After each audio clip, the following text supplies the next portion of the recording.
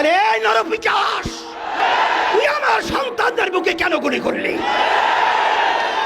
আবু সাইদের হাতে কোনো অস্ত্র নেই, ওর হাতে কোনো লাঠি নেই, ও একটা মেধাবী ছাত্র, ও কোনো সন্ত্রাসীর কোনো তালিকা ওর নামে নেই। সেখানে ঠান্ডা মাথায় ওর বুকের ভিতরে একটা নয় কয়েকটা গুলি করে পাখির মতো লুকিয়ে ফেলে হয়েছে। আর সেটা আমরা বসে বসে দেখব, আর সেটা আমরা সহ্য করব? এটা হতে পারে না, হতে দেওয়া যায় না। এর প্রতিবাদে রাস্তায় নামতে হবে। খুনিদের বিচার বাংলার জমিনে করতেই হবে। আজকে এই প্রতিবাদ এবং এই বিক্ষোভের পূর্বে এই সমাবেশে বক্তৃতা দেওয়ার মতো কিছু নেই। বক্তৃতা আমরা সবাই জানি কোন উদ্দেশ্যে আমরা এখানে এসেছি।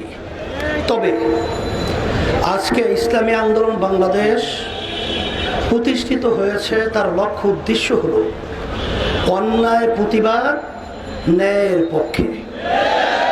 আজকে বাংলাদেশে যে তাণ্ডব চলেছে, যে হত্যাযজ্ঞ চলেছে, যে নৈরাজ্যতা চলেছে, যে অবিচার চলেছে, যে গুন্ডামি চলেছে, যে সন্ত্রাসী চলেছে, এবং আমার নিরীহ আমার ছেলেদেরকে যেভাবে নির্বিচারে পাখির মতো গুলি করে যেভাবে হত্যা করা হয়েছে, এটা দেখে কোনো সাধারণ যার ভিতরে একটু মানবতা রয়েছে কখনোই সে ঘরে ঘুমাতে পারে না। তারই অংশ হিসেবে আজকে আমরা রাজপথে এসেছি।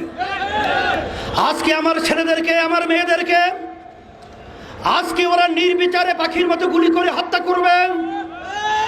আমি বিশেষ করে আমার ছেলেদের, আমার মেয়েদের গার্জিয়ানদেরকে, অভিভাবকদেরকে বলবো, আপনার সন্তানদেরকে রাস্তায় গুলি করবে, হত্যা করবে, আর আপনারা ঘরে থাকবেন, এটা হতে পারে না। আপনারা আসেন, আমরা আমাদের সাথে আছি ইনশাআল্লাহ। সাথে সাথে আজকে কোন দেশে আমরা বসবাস করছি? আজকে আশ্চর্য, একটা ছেলে আবু সাইদ,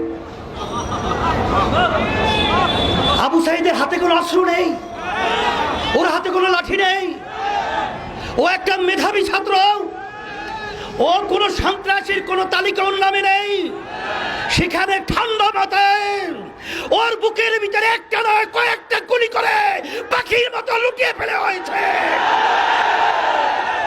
আর সেটা আমরা বসে বসে দেখব, আর সেটা আমরা সহ্য করব? এটা হতে পারে না, হতে দেওয়া যায় না। এর প্রতিবাদে রাস্তায় নামতে হবে। খুনিদের বিচার বাংলার জমিনে করতেই হবে। শুধু তাই নয়, আজকে আওয়ামী লীগ স্বঘোষিত প্রধানমন্ত্রী, কারণ বাংলাদেশের জনগণের ভোটে তো সে প্রধানমন্ত্রী হয় নাই। আর এই সরকার তো বাংলাদেশের জনগণের ভোটে সরকার নির্বাচিত হয় নাই। আজকে তার থেকে সুন্দর মায়া কান্নার শব্দ শোনা যায়। কিন্তু আপনি এবং আপনার সেক্রেটারি জেনারেল দলীয়, তাদের বক্তব্যের কারণে আজকে এই হত্যাযজ্ঞ বাংলাদেশে ঘটেছে। আপনারাই আপনাদের সন্ত্রাসীদেরকে উচকিয়ে দিয়ে আমার নিরীহ ছাত্রদের উপরে, ছাত্রীদের উপরে গুলি করে, রান্না চালিয়ে, তাণ্ডব চালিয়ে বাংলার ইতিহাসকে কলঙ্কিত করেছে। শুধু তাই নয়, বাংলাদেশের ইতিহাস আজ পর্যন্ত ইউনিভার্সিটি সহ শিক্ষাঙ্গন কোনো ক্যাম্প আছে, আজ পর্যন্ত কোনো সংবিধান নেই সেখানে পুলিশ প্রশাসন তারা নির্বিচারে ছাত্রদেরকে, ছাত্রীদেরকে মারবে। বাংলাদেশ এখন বাংলাদেশ নেই, এদেশটা এখন সন্ত্রাসীদের দেশ হয়ে গেছে। এখন আমরা দেশের ভিতরে বসবাস করার মতো উপযোগী কোনো রাষ্ট্র বলতেই এদেশে নেই। এখন আমরা কোথায় যাব? আজকে রাস্তায় নামলে, প্রতিবাদ করলে আজকে গুলি করা হয়, আজকে জেলে দেওয়া হয়, আজকে অঙ্গহানি করা হয়। এখন আমাদের দেশ ছেড়ে আমরা ভারত যাব? আমরা কি ইউরোপ এবং বিভিন্ন অন্যান্য দেশে আমরা নাগরিক হব? না, আমরা এই দেশের মাটি জন্মগ্রহণ করেছি, আমরা এই দেশের সন্তান, আমরা এই দেশেই থাকব। সন্ত্রাসীদেরকে বাংলার জমিন থেকে উৎখাত করে ছাড়বো ইনশাআল্লাহ। এই জন্য আমি আজকে বক্তব্য বেশি লম্বা দেব না। আজকে আইনমন্ত্রী, প্রধানমন্ত্রী এখন যারা নাকি ন্যায্য অধিকার দাবি নিয়ে রাজপথে এসেছিল তাদের কাছে বসার জন্য প্রস্তাব করছেন, কিন্তু যেই যানগুলো ঝরে গেল, যেই মায়ের কোল খালি হলো, যেই সন্তান আজকে মা এতিম হলো, আজকে মা সন্তান হারা হলো, সেই সন্তানদের কি বিচার হবে? তাদেরকে কিভাবে ফেরত দেওয়া হবে? না, কোটা সংস্কার হবে, তাদের পক্ষে তো আমরা আগেও ছিলাম।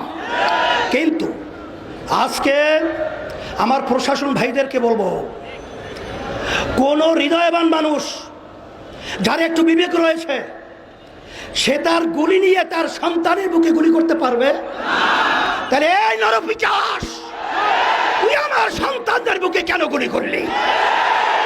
তাহলে বুঝা গেল তোরা প্রশাসনের নামে কলঙ্ক। আর তোমরা প্রশাসন কি আওয়ামী লীগের লালিত পালিত ক্যাডার গুন্ডা, না বাংলাদেশের প্রজাতন্ত্রের কর্মচারী? কিন্তু তোমাদের কার্যক্রমের মাধ্যমে আজকে প্রজাতন্ত্রের কর্মচারী প্রমাণিত হয় নাই। তাই আমরা সবাই সকলকে আহ্বান করব, আসেন আজকে বুদ্ধিজীবী, শিক্ষাজীবী, রাজনৈতিক যত পেশার নেশার যারা আমরা বাংলাদেশে বসবাস করি, আমরা এই অন্যায়ের বিরুদ্ধে, এই অন্যায়ের হত্যার প্রতিবাদে, এই জালিমদের বিরুদ্ধে একসঙ্গে যদি ঝাঁপিয়ে পড়ি, ওরা বাংলার জমিনে থাকার সুযোগ পাবে না ইনশাআল্লাহ। এই আহ্বান আমি সকলকে করছি, আসেন। আর বসে থাকলে আমাদের পায়ের নিচে মাটি থাকবে না, এদেশে আমাদের জানমাল ইজ্জতের নিরাপত্তা থাকবে না, আমাদের স্বাধীনতা থাকবে না।